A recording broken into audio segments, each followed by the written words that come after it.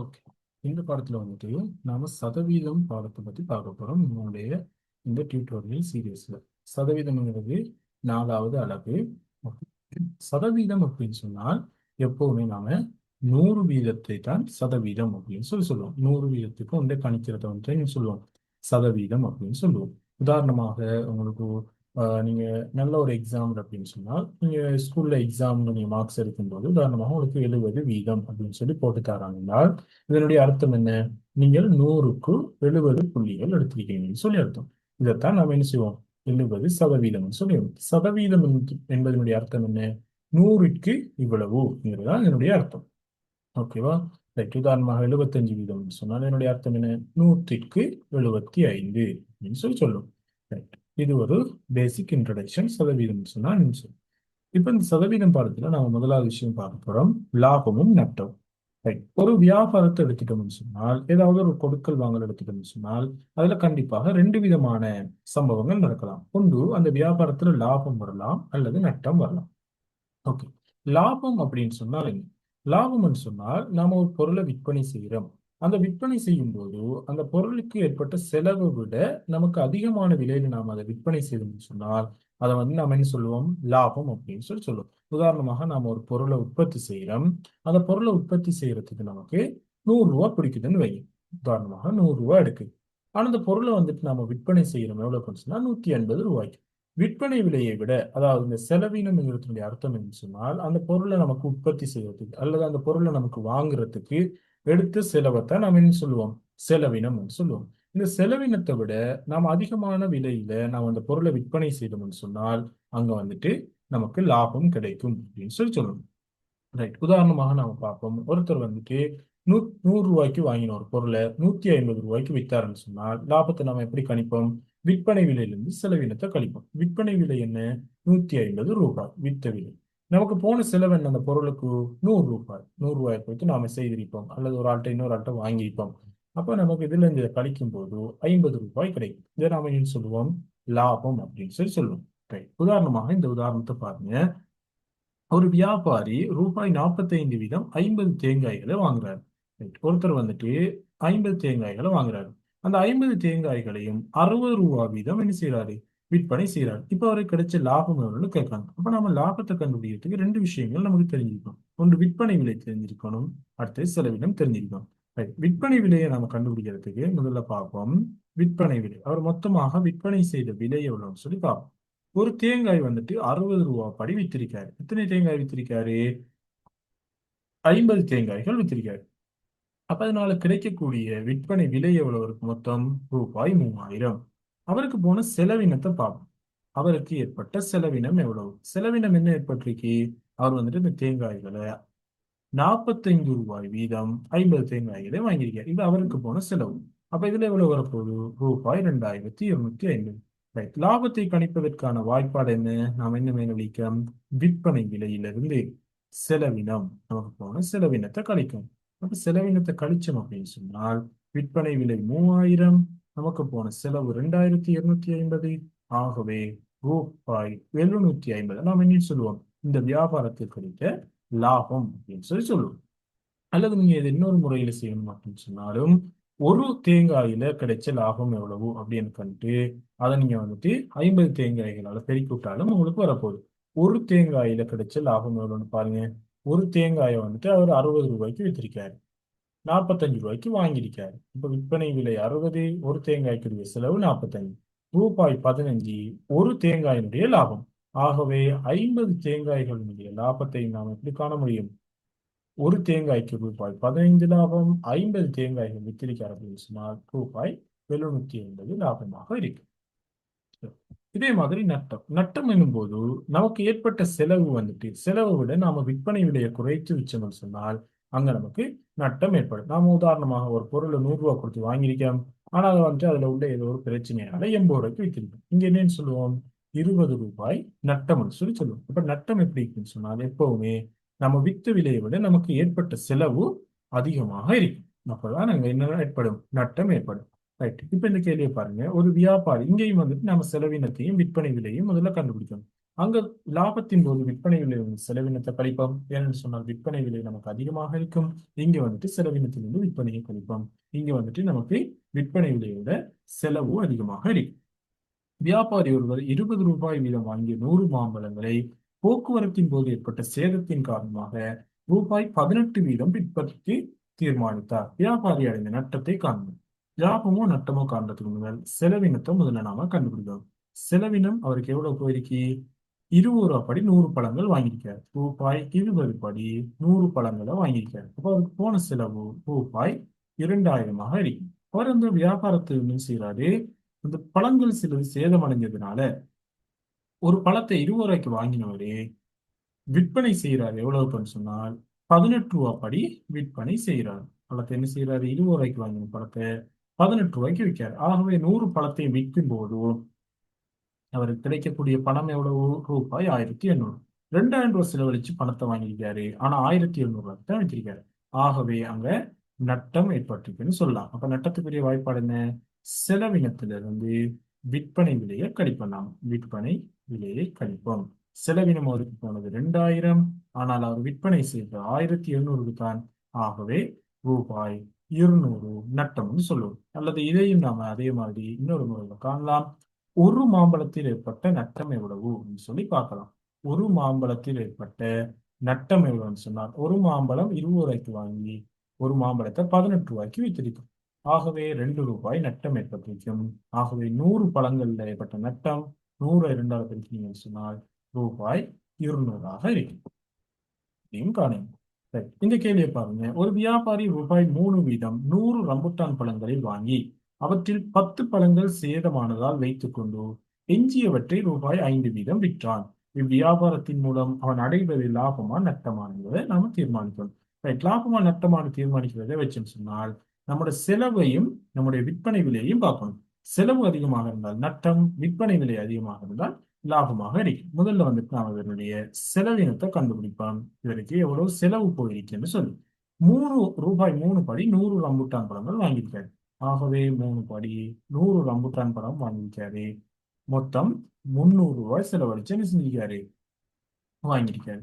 இப்ப இவருக்கு விற்பனை விலையை பார்ப்போம். எவ்வளவுக்கு வித்திருக்காரு? இவ்வளவு பழம் வாங்கிட்டு வந்திருக்காரு, எவ்வளவுக்கு வித்திருக்காருன்னு சொல்லி பார்ப்போம்.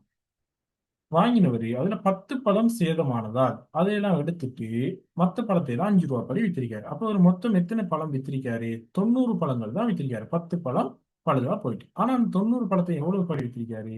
ரூபாய் 5 படி வித்திருக்காரு. ரூபாய் 5 படி வித்தார். இப்ப எவ்வளவுக்கு வித்திருப்பாரு? ரூபாய் 5 தர 90 ரூபாய் 450க்கு வித்திருப்பாரு. இப்ப பாருங்க, விற்பனை விலை செலவை விட கூட இருக்கு. ஆகவே இங்க லாபம் தான் அவருக்கு கிடைச்சிருக்கு. லாபத்தை எப்படி காணுவோம்? விற்பனை விலையிலிருந்து செலவினத்தை கழிச்சோம்னு சொன்னால் அவருக்கு விற்பனை விலை 450, ஆனா போன செலவு 300, 150 ரூபாய் லாபமாக இருக்கு. குறைஞ்ச பழங்களை வித்தாலும் அவரு ஏற்பட்ட செலவினத்தை விட அதிகமான விலையில ஒரு பழத்தை வித்ததுனால அங்க வந்துட்டு 150 ரூபாய் லாபம் கிடைச்சிருக்குன்னு சொல்லலாம். ரைட், அடுத்த விஷயம் லாப நட்ட சதவீதம். இங்க வந்துட்டு நாம லாப நட்ட சதவீதத்தை கண்டுபிடிக்கிறதுக்கு முதல்ல லாபமா நட்டமா அப்படிங்கிறது சொல்லி என்ன செய்யணும்? நாம நமக்கு தார கணக்குல கண்டுபிடிக்கணும். லாபத்தை நட்டத்தை எப்படி கண்டுபிடிக்கணும் பார்த்துட்டோம். இப்ப அந்த லாபத்துக்கு கீழே நமக்கு ஏற்பட்ட செலவினத்தை போடணும். அப்ப லாப சதவீதம் அல்லது நட்ட சதவீதம் கண்டுபிடிக்கிறதுக்கு முதல்ல நாம 2 விஷயம் கண்டுபிடிக்கணும். லாபம் எவ்வளவு அல்லது நட்டம் எவ்வளவுன்னு கண்டுபிடிக்கணும்.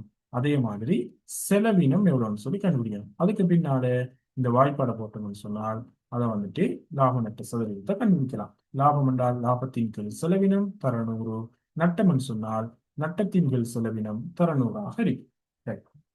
இந்த கேள்வியை பாருங்க. ஒரு வியாபாரி 25 வீதம் வாங்கிய அப்பியாச புத்தகங்களை ரூபாய் 30 வீதம் விற்றார். ஒரு அப்பியாச புத்தகத்தை விற்பதால் பெறப்படும் லாப சதவீதத்தை காணும். லாப சதவீதத்தை நாம காணணும் சொல்லி இங்க டைரக்டா கேட்கலையா? லாப சதவீதம்னு சொல்லி அப்ப இதுல லாபம் தான் நடந்திருக்கு. அப்ப முதல்ல நாம கண்டுபிடிக்கணும் லாபம் எவ்வளவுன்னு சொல்லி. லாபம் என்ன? விற்பனை விலையிலிருந்து செலவினத்தை கழிப்போம். ஒரு புத்தகத்துக்கு வருது 30 ரூபா வித்திருக்காரு, ஆனா 25 ரூபாய் தான் செலவு போயிருக்கு. ஆகவே லாபம் வந்துட்டு ரூபாய் 5ஆக இருக்கும். அதுக்கு பின்னால் நாம் என்ன செய்வோம்? இப்ப நமக்கு செலவினம் தெரியும் 25 ரூபாய், லாபம் தெரியும் 5 ரூபாய். இப்ப நாம லாப சதவீதத்துக்கான வாய்ப்பாட போடுவோம். லாப சதவீதத்துக்கான வாய்ப்பாடு லாபத்தின் கீழ் செலவினம். ஆகவே லாபம் 5 ரூபாய், அவருக்கு போன செலவு 25 ரூபாய் தர 100 இருக்கு. இதுல நாம கண்டுபிடிக்கிற லாபம் அல்லது நட்டத்தை போடுவோம். இதுக்கு கீழே அவருக்கு அந்த வியாபாரிக்கு எவ்வளவு செலவு அவருக்கு போன செலவு எவ்வளவு 25 ரூபாய் தான் வாங்கியிருக்காரு, அவருக்கு போன செலவாக இருக்கு. இந்த சுருக்குவோம். 1/5 5ஐயும் 100ஐயும் சுருக்கலாம் 5ஆல 20 முறை. ஆகவே லாப சதவீதம் 20% இருக்கு. இதே மாதிரி தான் நட்ட சதவீதமும். முதல்ல நாம நட்டம் எவ்வளவுன்னு சொல்லி கண்டுபிடிப்போம். அதுக்கு கீழையும் செலவினத்தை போட்டு அதை 100ஆல பெருக்குவோம். ரைட். இப்ப நாம கண்டுபிடிக்க போறோம் 2 விஷயங்கள் இதுல கண்டுபிடிக்கணும். ஒன்று நட்டம், அதுக்கு பின்னால செலவினம் எவ்வளவுன்னு சொல்லணும். இது ரெண்டையும் வச்சு நாம லாப நட்ட சதவீதத்தை கண்டுபிடிக்கணும். ஆடை வியாபாரி ஒருவர் 500க்கு வாங்கிய காற்சட்டையை அதில் இருந்த குறைபாடு காரணமாக ரூபாய் 450க்கு விற்றார். ஆகவே நமக்கு நட்டம் கண்டுபிடிக்க தெரியும். செலவினம் விற்பனை விலையாக இருக்கும். அவருக்கு இந்த ஆடையை வாங்குறதுக்காக போன செலவு 500 ரூபாய். ஆனால் அதுல இருந்த பிரச்சனை உண்டால் அவர் 450 ரூபாய்க்கு தான் எடுத்திருக்காரு. ஆகவே இவருக்கு ஏற்பட்ட நட்டம் ரூபாய் 50. நட்டம் ரூபாய் 50. இப்ப நாம நட்ட சதவீதத்தை காணப்போறோம். நட்ட சதவீதம் காண்றதுக்கு நமக்கு 2 விஷயம் வேணும். நட்டம் தேவைப்படும், அது 50 ரூபாய்னு கண்டுபிடிச்சிட்டோம். செலவினம் தேவைப்படும், அது நமக்கு தந்திருக்காங்க ரூபாய் 500ன்னு சொல்லி. 50 கீழே 500 தர 100ஆக இருக்கு. 50ஐயும் 500ஐயும் சுருக்கினால் கீழே 10 முறை, 10ஐயும் 100ஐயும் சுருக்கினால் 10 முறை. ஆகவே 10% நட்டமாக இருக்கு. ஓகே, இப்ப இந்த கேள்வி பாருங்க. ஒரு தச்சு தொழிலாளி ரூபாய் 4000 செலவு செய்து ஒரு மேசையை ரூபாய் 5600க்கு விற்றதுடன் ஒரு கொல்லன் ரூபாய் 250 செலவு செய்து தயாரித்த ஒரு கத்தியை ரூபாய் 360க்கு விற்கின்றான். இவ்விரு சந்தர்ப்பங்களும் மிக லாபகரமான வியாபாரத்தில் ஈடுபட்டவர் யார் என்பதை தீர்மானிக்க.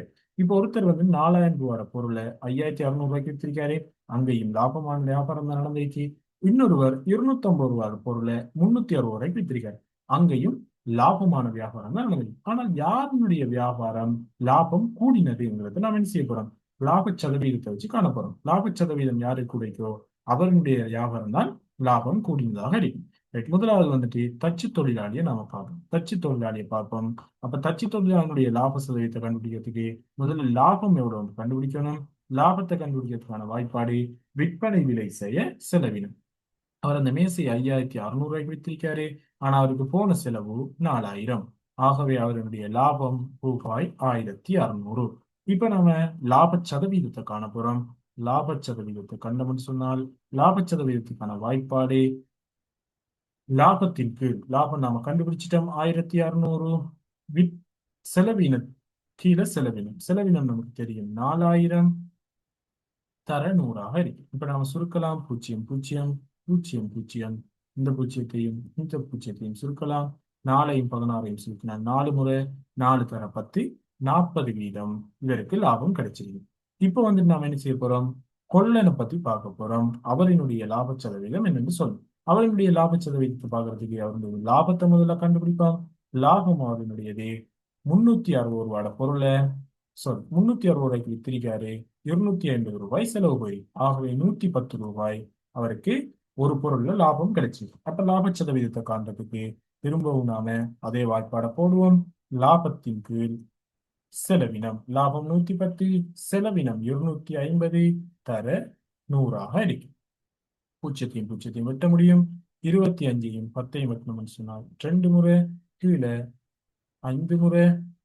110 2ஆல் கழிக்கணும்னு சொன்னால் 220, 220 கீழ் 5, 44% வரும். ஆகவே இதுல கொள்ளனுடைய வியாபாரம் தான் லாபகரமான வியாபாரமாக இருக்கு. ஏன் இவருக்கு 40% தான் லாபம் கிடைக்குது, இவருக்கு 44% லாபம் கிடைக்குது. பெருமானம் பெரிதாக இருந்தாலும் லாப சதவீதத்தின் அடிப்படையில கொள்ளனுடைய வியாபாரம் தான் லாபகரமானது அப்படின்னு சொல்லி நம்மளால சொல்லி. அடுத்த ஒரு விஷயம் நாம பார்க்கணும். இப்ப லாப சதவீதத்தை அல்லது நட்ட சதவீதத்தை காண சொல்லுவாங்க.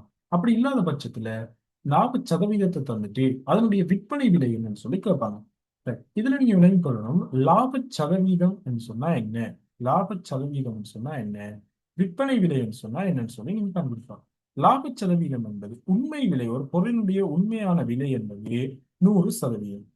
அதை லாபம் வச்சு வித்தோம்னு சொன்னால் 100%-ஐ விட அதிகமாக இருக்கு. நட்டம் வச்சு வித்தோம்னு சொன்னால் அது 100%-ஐ விட குறைவாக இருக்கு. இப்போ உதாரணமாக 10% லாபம்னு சொன்னால் அந்த பொருளை நாம 110% விலைக்கு வித்திருக்கோம். 10% நட்டம்னு சொன்னால் அந்த பொருளை நாம 90% விலைக்கு தான் வித்திருக்கோம். அந்த பொருளினுடைய உண்மையான விலை 100% எடுத்துட்டு லாப சதவீதம் என்ன கூட்டுவோம், நட்ட சதவீதம் என்ன கழிப்போம். ஒரு வியாபாரி 30,000க்கு வாங்கிய ஒரு மர அலுமாரியை 15 வீதம் லாப சதவீதம் பெறப்படும் வகையில் விற்றால் அலுமாரியின் விற்பனை விலை யாதுன்னு சொல்லி கேட்காங்க. அப்ப நம்ம முதல்ல என்ன செய்யலாம், லாபம் எவ்வளவுன்னு சொல்லி கண்டுபிடிக்கணும். 100 ரூபாய்க்கு 15 ரூபாய் லாபம்னு சொன்னால் 30,000 ரூபாய்க்கும் எவ்வளவு லாபம் வரும்னு சொல்லி முதல்ல கண்டுபிடிக்கணும். சுருக்குங்க, 0,0,0,0 பெருக்கினால் ரூபாய் 4,500 இவரு லாபம் வைக்கணும்னு சொல்லி எதிர்பார்க்காரு. 100 ரூபாய்க்கு 15 வீதம், 30,000 ரூபாய்க்கு 4,500 ரூபாய் விற்க பார்க்காரு. அப்ப ஏற்கனவே நமக்கு தெரியும் பொருளினுடைய விலை வந்துட்டு விலையோட இந்த லாபத்தை நாம என்ன செய்வோம், கூட்டுவோம். கூட்டினோம்னு சொன்னால் உண்மை விலையோட, அதாவது அந்த பொருளுடைய உண்மையான விலையோட எவ்வளவு ஒரு லாபம் வைக்க பார்க்கிறோம் அதையும் கூட்டணும்னு சொன்னா நாம விற்க வேண்டிய விலை வரும். உண்மையா அந்த பொருளினுடைய விலை 30,000, லாபம் அவர் விற்கிறதுக்கு எதிர்பார்க்காரு 4,500. ஆகவே 34,500 ரூபாய்க்கு அவர் அந்த பொருளை விற்பாரு. இதே வந்து நீங்க திரும்ப இதே மாதிரி 115 வீதத்தை போட்டீங்கன்னு சொன்னால் டிரெக்டாக காணலாம். 100 ரூபாட பொருளை அவர் 115 ரூபாய்க்கு விற்க பார்க்காரு. லாபம்னு சொன்னா என்ன, 100 வீதத்தை விட அதிகம். 100 ரூபாய் பொருளை 115 ரூபாய்க்கு விற்க பார்த்தாருந்தால் 30,000 ரூபாய் பொருளை எவ்வளவுக்கு விற்பாருன்னு போட்டீங்கன்னா இதெல்லாம் உங்களுக்கு டிரெக்டா நீங்க பெருமானத்தை கண்டுபிடிக்கலாம். 0,0,0,0,0 115 300 பிரிக்கினா டிரெக்டா 34,500 ரூபாய்னு வரும். ஆகவே நீங்க வந்து முதல்ல லாபத்தினுடைய பெருமானத்தை மட்டும் கண்டு அதை உண்மையா பொருளினுடைய விலையை கொட்டலாம், அல்லது லாபத்தை வந்துட்டு 100ன் மேற்கொள்ள வந்து போட்டு அதை நீங்க உண்மை விலையால பெருக்கினீங்கன்னு சொன்னால் நீங்க விற்க வேண்டிய விலையை கண்டுபிடிக்கலாம். நட்டமும் அதே மாதிரி தான். நட்டம்னு சொன்னால் 100ல இருந்து கழிப்போம். முதல்ல நட்டத்தினுடைய பெருமானத்தை கண்டுபிடிப்போம். இந்த வியாபாரத்துல 2 வீதம் நட்டமா, ஆகவே 1,500 ரூபாய்க்கு எவ்வளவு நட்டம் வருமானு கண்டுபிடிப்போம். கண்டுபிடிச்சீங்கன்னு சொன்னால் 30 ரூபாய் நட்டம் வரும். ஆகவே இந்த பொருளை விற்க வேண்டிய விலை என்னவா இருக்கும், குறித்த விலையிலிருந்து நட்டத்தை கழிச்சிங்கன்னு சொன்னால், அதாவது இவர் 1,500 ரூபாய் விலை குறிச்சு வச்சிருக்காரு. அதுல இருந்து நாம என்ன செய்யறோம், நட்டமாக 30 ரூபாயை கழிக்கிறோம். அப்ப ரூபாய் 1,470க்கு இந்த பொருளை விற்பாரு. அல்லது நீங்க இன்னொரு முறையில கண்டுபிடிக்காரு, 100 ரூபாட பொருளை 2 வீதத்தை கழிச்சால் எவ்வளவு, 98 ரூபாய்க்கு விற்க பார்க்காரு. அப்ப 1,500 பொருளை எவ்வளவுக்கு விற்பாருன்னு சொல்லி டிரெக்டாக காணலாம். 15 98 பெருக்கினால் ரூபாய் 1,470 சொல்லி வரும். ரைட். அடுத்த கேள்வி கேட்காங்க, ஒரு விளையாட்டு உபகரணத்தை விற்கும் போது அதில் இருந்த உற்பத்தி கோளாறு காரணமாக ஒரு வியாபாரி அதனை 6,800க்கு விற்க நேர்ந்தால் 18 வீதம் நட்டம் அடைந்தான். விளையாட்டு உபகரணத்தின் கொள்விலையை காணணும். அதாவது இப்ப சொல்றாங்க, ஒரு பொருளை ஒருத்தர் வித்துட்டாரு. எவ்வளவுக்கு வித்திருக்காரு, 6,800 ரூபாய்க்கு வித்திருக்காரு. அந்த 6,800ங்கிறது 15 வீதம் நட்டம்னு சொல்றாரு. அப்ப 15 வீதத்தை கழிச்சால் எவ்வளவு வரும், 100 வீதத்துல இருந்து உண்மையான விலையில இருந்து 15 வீதத்தை கழிச்சா எவ்வளவு வரும், 85 வீதம். இந்த 85 வீதம்ங்கிறதான் 6,800 ரூபாய். இப்ப கேட்காங்க கொள்விலையே கேட்காங்க. கொள்விலைன்னு சொன்னா என்ன, உண்மையான விலை எவ்வளவு, உண்மையான விலை எவ்வளவுன்னு சொல்லுவோம், 100% சொல்லி சொல்லுவோம். அப்ப நம்ம இப்ப வாய்ப்பாடு போடுவோம், 85%, அதாவது 100ல இருந்து 15 வீதம் நட்டமாயிட்டு, நட்டமாயினதுக்கு புறம் உள்ள விலை தான் இது. அப்ப நட்ட வீதத்தை கழிச்சால் 85 வீதம், 85 வீதம் தான் 6,800 ரூபாய்ன்னு சொன்னால் உண்மையான விலையை 100 வீதத்தை காணும். 85ஐயும் 6,800ஐயும் சுருக்கிங்கன்னு சொன்னால் 80 முறை வரும்.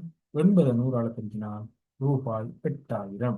இந்த 8,000 ரூபாய் பொருளை தான் 15 வீதம் நட்டம் போனால் 6,800 ரூபாய்க்கு இவர் வித்திருக்காரு. அப்ப லாபம் என்று சொன்னால் நீங்க என்ன செய்வீங்க, அதை 100ஓட கூட்டி பார்ப்பீங்க. நட்டம் என்று சொன்னால் அதை 100ல இருந்து கழிச்சு பார்க்கணும். இங்க நட்டம் நடந்திருக்காதனால 100ல இருந்து 15 எடுத்து கழிச்சுதான் இந்த 6,800. அல்லது இப்ப உங்களுக்கு ஒரு மாதிரி இந்த கேள்வியை மாத்தி சொல்றாங்க, நீங்க ஒருத்தர் வந்துட்டு 8,800 ரூபாய்க்கு ஒரு பொருளை விற்காரு 20 வீதம் லாபத்தோட என்றால் அப்ப நீங்க என்ன செய்வீங்க, 120 வீதம் தான் 8,800 போட்டு 100 வீதம் உண்மையான விலை எவ்வளவுன்னு சொல்லி கண்டுபிடிப்பீங்க. ரைட். இதே மாதிரியாக இங்க 2 கேள்விகள் தந்திருக்காங்க. ஒரு குளிர்சாதன பெட்டியை 33,000க்கு விற்பதால் ஒரு வியாபாரி 10 வீதம் லாபம் பெறுவாரின் குளிர்சாதன பெட்டியின் விலையை காண்க சொல்லி கேட்காங்க. அப்ப லாபம் எவ்வளவுன்னு முதல்ல கண்டுபிடிப்பீங்க. லாபத்தை நீங்க கண்டுபிடிக்கிறதுக்கு வாய்ப்பாட போறீங்க. 100 ரூபாய்க்கு 10 வீதம்னு சொன்னால் 100 ரூபாய்க்கு 10 ரூபாய்ன்னு சொன்னால் ஒரு குளிர்சாதன பெட்டி விற்பதால் லாபம் பெறுவானாயின், அதாவது லாபம் பெற்றுட்டாரு, 33,000 ரூபாய் லாபம் பெற்றதுக்கு பிறகு லாபம். அப்ப நம்ம என்ன செய்வோம், 100 ரூபாட பொருளை 110 ரூபாய்ங்கிறது தான் 110 வீதம் என்கிறது தான் என்ன சொல்லிக்காங்க, 33,000 ரூபாயா. இப்ப நம்ம கிட்ட கேட்காங்க உண்மையான விலை எவ்வளவுன்னு கேட்காங்க. இப்ப நாம பார்க்கோம் 110 வீதம் தான் 33,000 அப்படின்னு சொல்றாங்க. அங்க வந்துட்டு சொன்னாங்க 15 வீதம் கழிச்சதுக்கு பிறகு உள்ள விலை தான் 6,200 சொன்னாங்க மேல உள்ள கேள்வியில. இப்ப சொல்றாங்க 10 வீதம் கூட்டின பெறுமதி தான் 10 வீதம் லாபம் வச்ச பெறுமதி தான் 33,000. அப்ப 110 வீதம் 33,000 சொன்னால் 100 வீதம் உண்மை விலையை காண்பதுக்கு 100 வீதத்தை போடும். அப்புறம் பெற்றுவோம் 11 33 சுருக்கினீங்கன்னா 3 முறை 3000 10ஆல் பெருக்கினால் ரூபாய் 30,000 இருக்கு.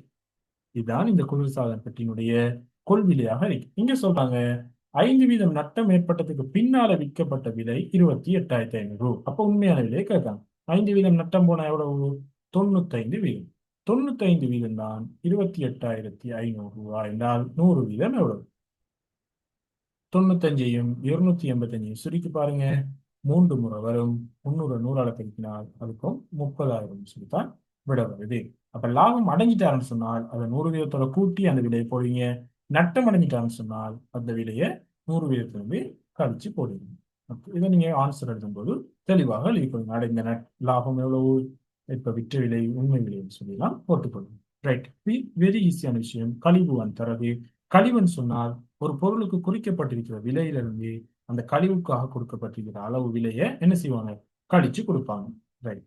அதே வந்துட்டு தரகன்னு சொன்னால் ஒரு பொருளை வித்து கொடுக்கறதுக்கு நாம கொடுக்குற கமிஷனாக இருக்கும். ரைட். இப்ப இங்க இந்த விற்பனை விலை எவ்வளவுன்னு சொல்லி பார்க்கறதுக்கு ஒரு பொருள்ல உதாரணமாக ஒரு டிஷர்ட் எடுத்துக்கொள்ளுங்க. அந்த டிஷர்ட்ல வந்துட்டு 5,000 ரூபாய் அடிச்சிருக்கி 10 வீதம் கழிவுன்னு சொன்னால் அந்த அடிச்சிருக்கிற விலையில இருந்து 10 வீதத்தை கழிச்சு கொடுப்பாங்க. அதான் விற்பனை விலையா இருக்கும். குறிச்ச விலை 5,000, கழிவுங்கிற இந்த 10 வீதம், விற்பனை விலைங்கிறது இது கழிச்சா வரும்.